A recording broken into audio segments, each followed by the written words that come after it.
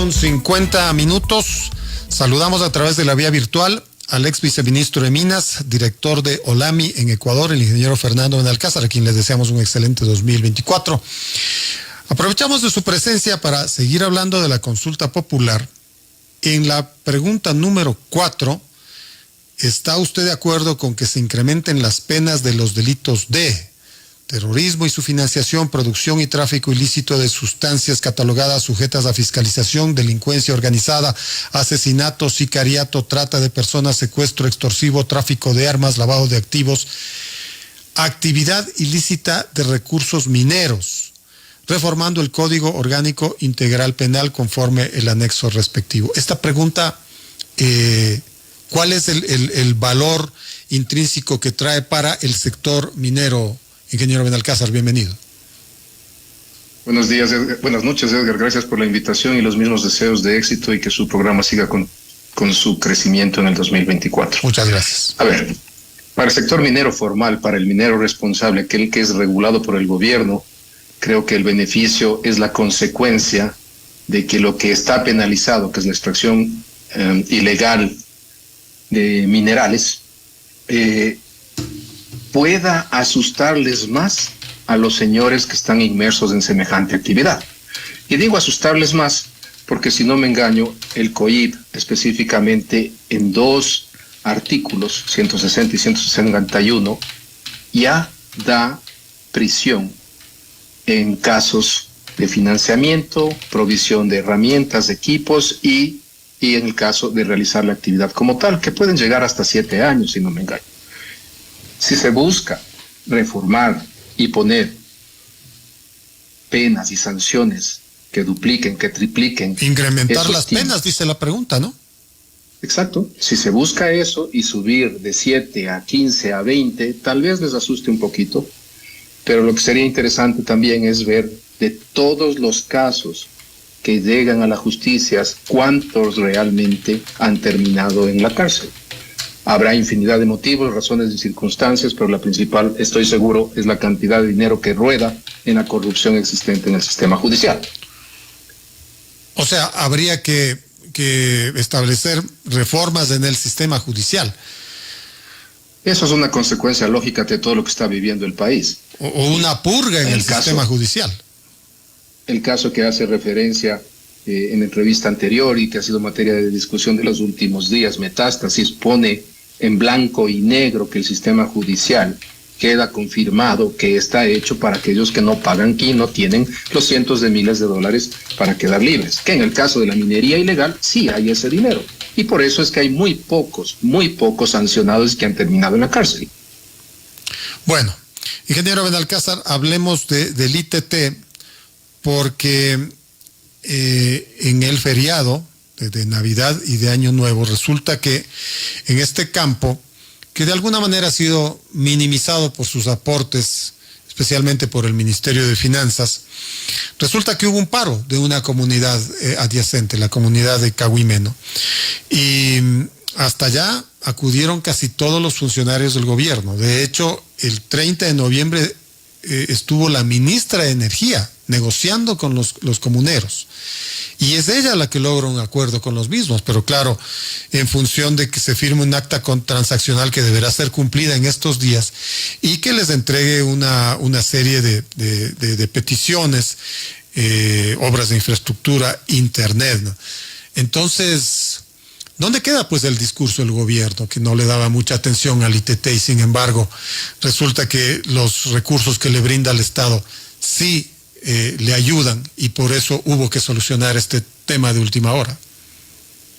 Yo también me hago las mismas preguntas y contestando su inquietud, creo que el hecho de que la ministra en persona haya ido pone en perspectiva 2 cosas. Uno, que es absolutamente relevante para el gobierno de turno, aquellos 17.800 barriles de producción que se suspendieron, 1/3 de la producción del campo.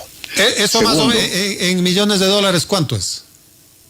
Hagamos cuenta, hagamos a $75, o redondeemos 170 millones, 170,000 por día.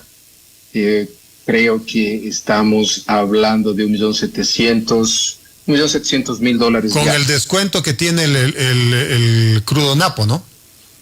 Correcto, 170. Quitémosle 3 puntos, hablemos que $1.600.000 día. Entonces, eso demuestra lo primero que es relevante económicamente para el Estado. Segundo, el mismo hecho que la ministra pone en perspectiva que las decisiones se toman a ese nivel, que todo está concentrado en ella, por más viceministros que le hayan acompañado, por más gerente de Petroecuador que haya ido, ella tiene que ir para tomar decisiones, lo cual me parece magnífico, son diferentes estilos de gerenciamiento. Pero por otro lado, aclaremos cosas. Yo también he leído las declaraciones que hacen y son declaraciones que atacan a los gobiernos anteriores. ¿No es la misma empresa la que estaba ahí? ¿No es Petroecuador? ¿No son las mismas funciones, la misma estructura? Nada ha cambiado en Petroecuador. ¿Por qué de la noche a la mañana una comunidad 100% indígena, Cahuimeno es la comunidad guaraní, aprovechando el momento de cambio de gobierno, extiende los requisitos, los pedidos y demás? Lógico, siempre la aspiración es mucho más. Y el día de hoy, si usted sigue las redes sociales al final de la tarde, ya estaba en ejecución la presencia de la maquinaria y los equipos para el reconocimiento de caminos y accesos. ¿Cuál está bien? Es un beneficio para la comunidad. Pero sí me llama la atención que las mismas empresas, que las mismas grupos, las mismas estructuras, las mismas personas de continuidad de proyectos están ahí y se da el incidente. Creo que es importante que hayan tomado acciones para resolver y en lugar de que se hayan perdido 1.600.000 por 2-3 días, haberlo hecho de inmediato, es saludable y creo que es loable la acción. Insisto, para quien no le da mucha importancia al campo ITT, incluso el viceministro de gobierno amenazó al alcalde de Aguarico, a quien lo tildó de instigador del paro. Yo también, en la mañana escuché una entrevista al ministro de Economía y Finanzas. Para mi sorpresa, él acepta que el campo va a producir hasta agosto y ya anunció esta mañana en el medio que le entrevistaba, de su propia boca salió que se está haciendo toda la planificación para no contar con el ITT. Aquí yo hago una pregunta y hago un llamado a los radioescuchas y a las personas del gobierno. Estamos en capacidad económica en el país, en una situación de país económicamente quebrado, de darnos el lujo de arrojar por la borda esos $1.200 millones año que los 56.000 barriles diarios de producción del campo ITT dejarían de entregar al Estado. Pero esa declaración choca con los esfuerzos de la propia ministra, pues al fin del año ella estuvo ahí en el campo firmando el acta. La ministra yo creo que responde a una necesidad de nivel superior que le habrá indicado y dicho: no podemos darnos el lujo de perder X número de días de producción. La noticia de los días viernes y sábado es: cerramos el año con una producción a la pérdida, cuando bajaron 17.800 barriles. ¿Y qué pasará cuando bajemos la producción en agosto permanentemente en 56.800 barriles? El impacto económico es terrible para el Ecuador. Ingeniero Benalcázar, más allá, la ministra en una reciente entrevista dice: el retiro de la infraestructura del ITT es un costo elevado que el Estado no lo puede asumir y por otro lado se puede generar un grave impacto ambiental con el ingreso de la maquinaria. Estos criterios los estamos trabajando de manera articulada, pero tenemos que emitirlos a la Corte Constitucional, pues no puede tener un plazo tan fijo. Hay que entender las necesidades técnicas e incluso las de las propias comunidades. ¿Esta declaración es la que representa al Poder Ejecutivo o solamente a la ministra Andrea Robo? A ver, yo no creo que la ministra pueda dar una declaración de ese calibre sin haber sido refutada por el presidente, si es que no estaría de acuerdo. Acordémonos como en el gobierno anterior o en el anterior, cuando el ministro sale a dar declaraciones que no van en línea con la presidencia, en 5 minutos les callaban la boca y les corregían.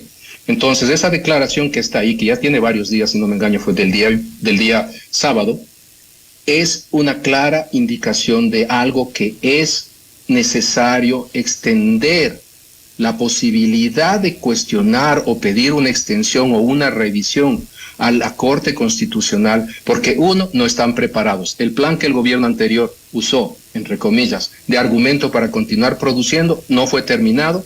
No existe en el Ecuador instalación alguna que haya vivido un pare temprano en plena producción, ni en el mundo. Por ende, los equipos asesores y las empresas consultoras que tendrán que hacer esto muy innovador, no lo pueden hacer en cuestión de semanas ni meses, tomará mucho tiempo, y creo que se está abriendo la puerta de la oportunidad para revisitar, plantear a la Corte Constitucional, y quién sabe, en un momento dado, hasta plantear nuevamente esa pregunta, porque el hecho de haber ganado 59-41 quiere decir que la mitad de la población, la mitad de los ecuatorianos, o casi la mitad, no estamos de acuerdo.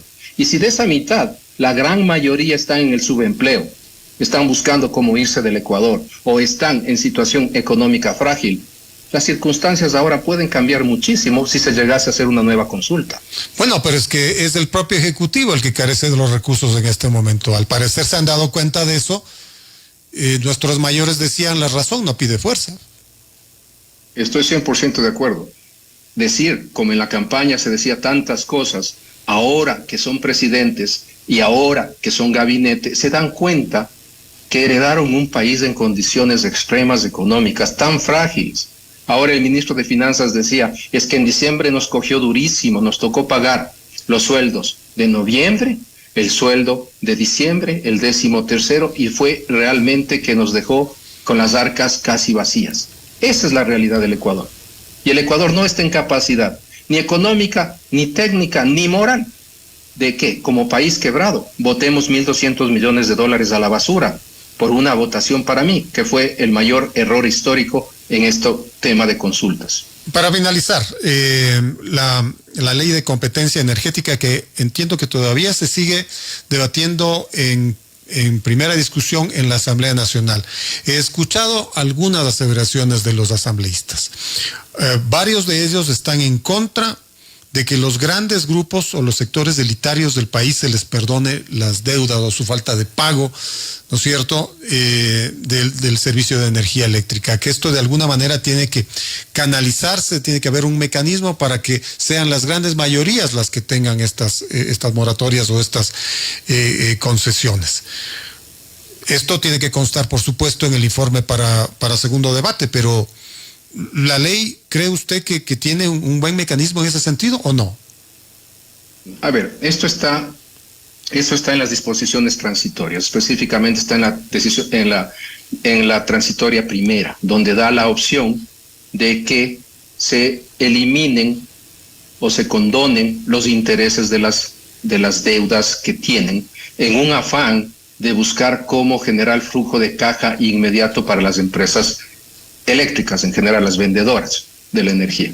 Es discutible y es muy criticado desde varios frentes, inclusive los economistas tradicionales en el país han hecho críticas al respecto, porque de alguna manera es incentivar al que no estuvo pagando, el gran deudor, y castigar al que regularmente paga.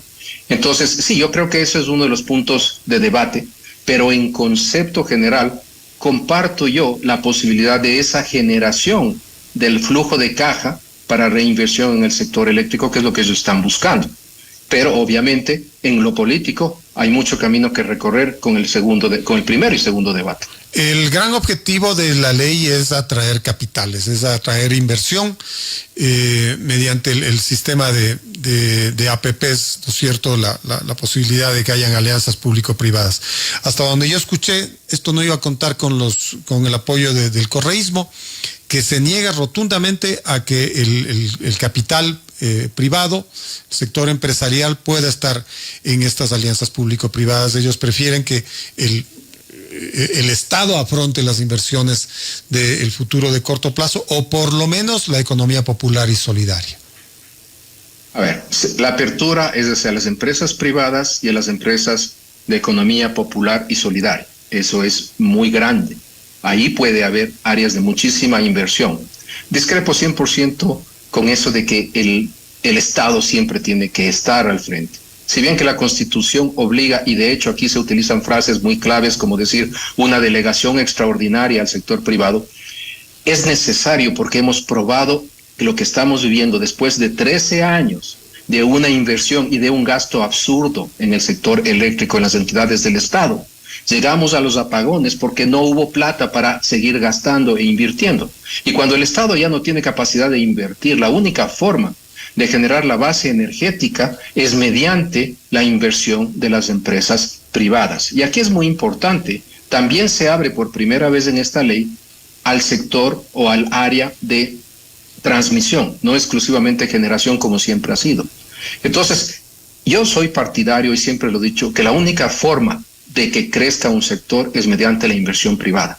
El Estado tiene que regular, controlar y administrar a través del Ejecutivo y su delegado, pero tiene que crecer aquello que pueda regular. Si no hay que más controlar y regular es porque no hay inversión privada. Gracias, ingeniero Benalcázar. Algunos temas hemos podido solventar en esta entrevista. Muchas gracias por su tiempo. Muchísimas gracias, Edgar, y siempre las órdenes. Muchas gracias. Estuvo con nosotros el ingeniero Fernando Benalcázar, ex viceministro de Minas, director de Olami Ecuador.